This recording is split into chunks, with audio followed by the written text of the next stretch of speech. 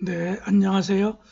발명특허 강의 7번째 주 제7강의 1교시 강의를 시작하겠습니다. 오늘 강의는 전체적으로 특허법과 직무발명, 즉 여러분들이 대학의 연구소에 속했다라든가 또 아니면은 교수님들이 대학에 일정한 지원을 받아서 연구를 수행했을 때 그 직무발명으로 성립되는 문제와 또 그에 대한 보상권 관계를 중심으로 설명하겠습니다. 그래 1장에서는 특허법과 직무발명, 2장에서는 직무발명과 보상제도, 3장에서는 직무발명의 개선 방향, 이렇게 해서 3시간 동안 강의하기로 하겠습니다. 그럼 먼저 특허법과 직무발명, 직무발명의 정의를 보면 종업원이나 법인의 임원 또는 공무원이 소속기관에서 직무를 수행하는 과정에서 발명한 것을 직무발명이라 한다. 당초 직무발명은 발명진흥법상 개념으로서 특허법상 보호되는 발명에 국한되지 않고 실용신안법으로 보호되는 고안과 디자인보호법으로 보호되는 창작을 포함하는 개념이었다. 그래서 발명진흥법에는 특허뿐만 아니라 실용신안, 디자인 이런 것들도 넓게 직무발명으로 보호하고 있었다는 것이죠. 그럼 먼저 큰 1번 직무발명의 의의, 가로 1번의 의의, 현행특허법은 사용자와 고용인 사이의 공동 노력에 의한 권리귀속관계를 명백히 하기 위해 직무발명을 종업원, 법인의 임원 또는 공무원이 그 직무에 관해 발명한 것이 성질상 사용자, 법인 또는 국가나 지방자치단체의 업무 범위에 속하고 그 발명을 하게 된 행위가 종업원 등의 현재 또는 과거의 직무에 속하는 발명이라고 정의하는 한편 그 귀속관계 및 보상에 관한 사용자 이익도 고려함으로써 양자의 이해를 균형 있게 조정하고 있다. 그래서 특허법 제39조와 40조에 규정이 되어 있죠. 직무발명은 기업에서의 발명활동을 활성화할 수 있다는 점에 의의가 있다. 그래서 직무발명을 활성화시키게 되면 우리나라 전국적으로는 산업발전을 꾀하겠지만 또 그 직장 또 내지는 연구소의 R&D, 연구개발의 어떤 동력이 되고 또 그에 대한 보상이 따름으로써 그 소속 연구원 또 대학 교수님들 이런 분들의 연구 발명을 도와주는 그런 의의가 있는 제도이다. 이게 바로 직무발명의 의의고요. 그 다음에 가로 2번에 보면 회사의 내규, 구체적인 권리귀속관계, 보상 절차 등은 그동안 고용계약 내지는 회사 내규에 의해 정해져 왔다. 그래서 우리 회사 또 내지는 우리 법인의 회사 내규에 의하면은 직무발명에 대한 이러이러한 걸 직무발명으로 인정해주고 그에 따른 보상관계를 회사 내규로 규정해 온 게 지금까지의 관행이었다는 거죠. 그 다음에 큰 2번에 직무발명의 성립 요건, 가로 1번에 종업원 등이 발명하였을 것, 종업원 등이란 종업원, 법인의 임원 또는 공무원 등과 같이 고용자와 사용자와 고용계약이나 그 밖의 관계에 의하여 타인의 사무에 종사하는 자로서 상근, 비상근, 보수지급, 유무, 근로기준법상의 체하, 연령 등을 불문하고 사용자와 고용관계에 있는 한 종업원 등에 해당되는 것이다.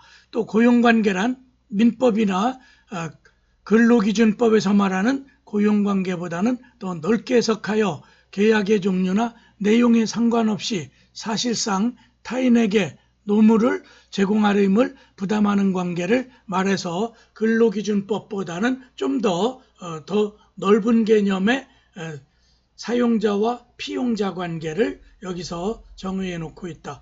그래서 문제가 되는 것은 이른바 파견된 종업원 등의 지위인데 이는 급여와 지휘 감독을 고려하여 결정해야 할 것이다. 즉 일반적으로 파견된 회사로부터 급여를 받은 경우 그 회사 종업원 등으로 보고 그 반대 경우 급여를 받지 않을 때는 파견을 보낸 회사의 종업원 등으로 보나 급여를 지급하는 회사의 종업원 등의 지휘 감독권이 없는 특수한 경우에는 지휘 감독권 있는 회사 종업원 등이라고 본다. 그래서 파견 근로자, 요즘에 아웃소싱으로 인해서 파견 근로자를 많이 채용하죠.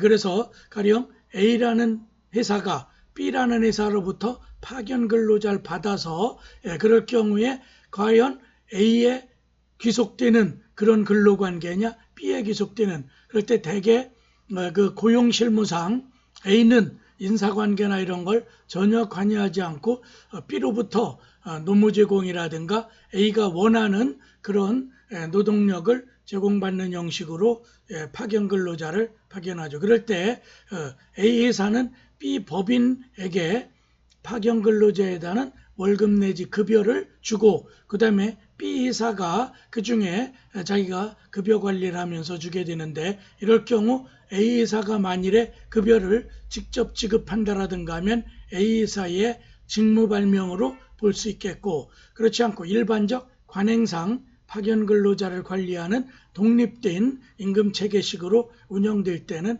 파견 회사인 B가 소속된 걸로 봐서 그 B사의 갑이라는 자가 발명을 해서 일종의 그런 업적이 생긴다면은 B사의 그 직무 발명으로 봐야 한다는 그런 해석 기준이죠. 그래서 지휘 감독 내지는 급여 지급을 누가 하느냐에 따라서 이런 그 직무 발명이 소속되느냐, 파견 근로자를 좀 잘 알아두시고 최근에 쟁점이 많이 됐던 거고요.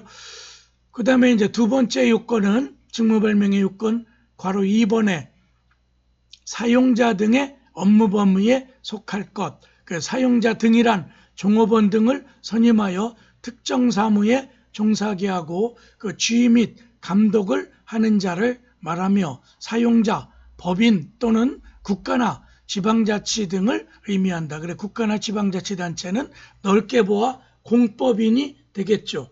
그 다음에 개인회사의 경우에는 일률적으로 누가 사용자 등인지 단정할 수는 없으며 개인회사가 법인이냐 법인이 아니냐에 따라 판단해야 할 것이다. 그래서 조그만 영세한 소상공인으로서 개인 사업자 등록만 내놓고, 즉 회사법상 한명이사와 같은 아주 소규모 회사가 될 수도 있고, 그럴 때는 법인으로 취급하죠. 그렇지 않고 개인들이 그냥 이른바 우리가 자영업이라고 하죠.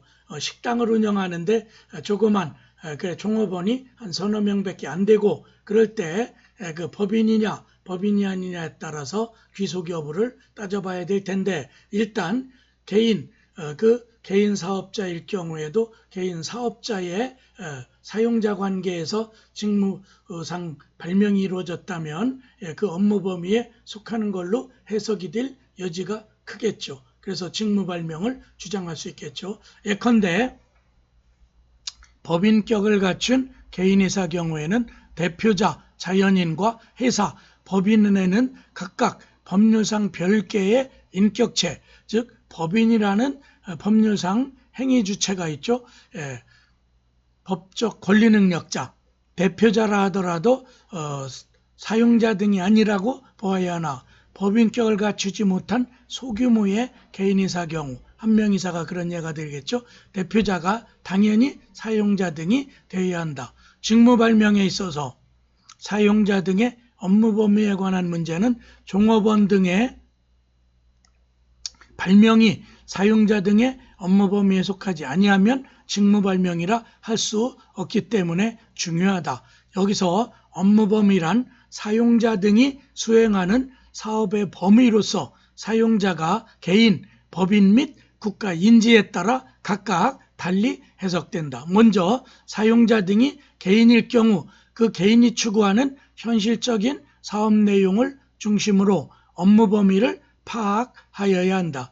예를 들면 나사를 생산 판매하는 걸 목적으로 하는 개인 사업자의 업무 범위는 나사와 관련된 생산, 판매 등이 사용자 등의 업무 범위로 볼 수 있겠다. 다음으로 사용자 등이 법인일 경우에는 일반적으로 정관을 중심으로 그 밖에 부수하는 사업까지를 업무 범위로 본다. 그래서 그 법인의 정관을 해석을 해보고 그 정관에 속하는 업무 범위에 들어간다면 직무 발명이 되겠죠. 그러나 사용자 등의 업무 범위는 법인이 정관으로 정한 목적의 범위가 아니라 객관적으로 현재 또는 장래에 행할 예정 있는 업무와 기술적인 관련성 있는 범위라고 해석함이 타당하다. 그래서 정관에는 좀 추상적으로 업무 범위를 정해놓을 때가 많죠. 그럴 때 현실적으로 직무 발명이 이루어질 때 그 정관에 꼭 업무 범위를 좁게 해석할 게 아니라 약간 넓혀서 확장 해석해서 가능하면 직무 발명에 포함시켜주는 그런 태도가 바람직하겠죠. 그 다음에 직무 발명의 요건 세 번째, 가로 3번에 발명을 하게 된 행위가 종업원 등의 현재 또는 과거의 직무에 속할 것.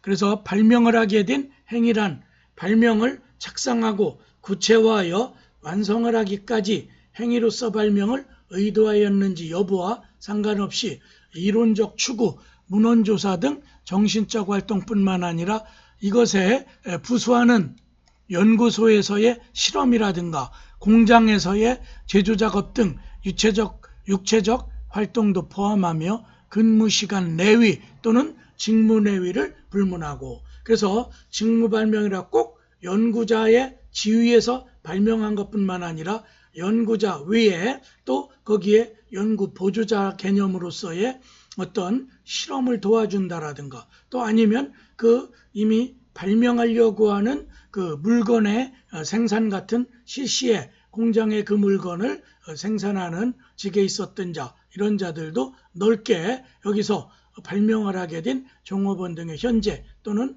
과거의 직무에 속하는 걸로 포함시켜야 할 것이다. 그래서 여기서 다시 직무란 종업원 등이 사용자 등의 요구에 따라 사용자 등의 업무의 일부를 담당하는 걸 말하는 것으로 직무인지 여부는 그 종업원 등의 지위, 급여, 발명과 수행하였던 업무와 연관성 등을 종합적으로 고려하여 판단해야 돼야 할 것이다. 그래서 여기서 직무를 되도록이면 판례 같은 법원 실무에서는 넓혀서 가능한 한 종업원 등의 발명을 보호해 주려고 하는 것이죠.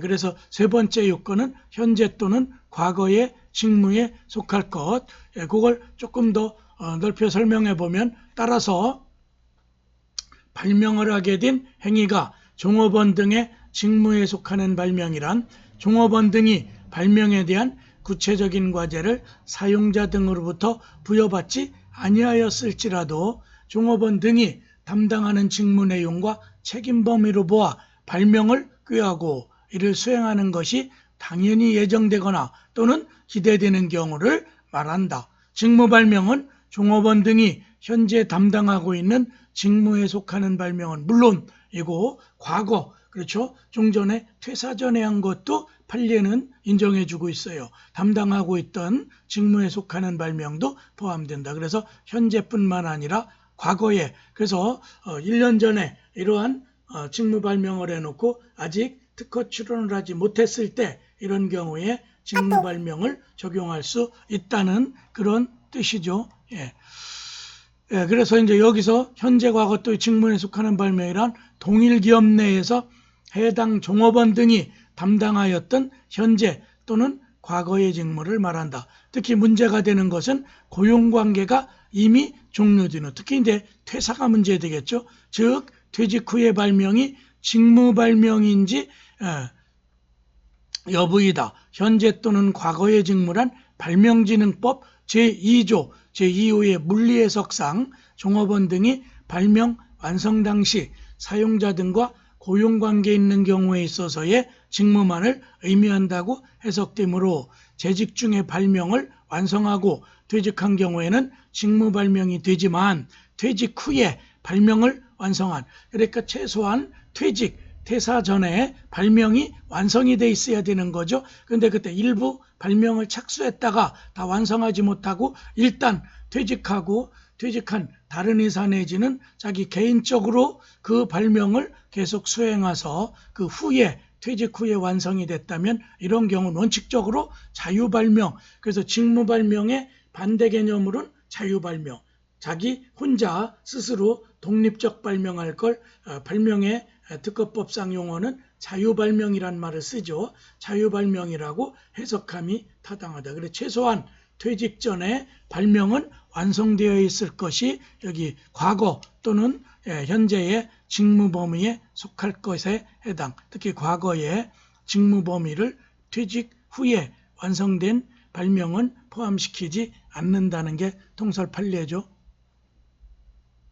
여기까지가 1교시 직무발명에 대한 전체적인, 특히 1교시에서는 직무발명의 요건 3가지를 설명했어요. 10분 쉬었다가 직무발명과 보상제도 2교시를 계속해서 강의해 드리겠습니다. 잠시 쉬었다 하겠습니다.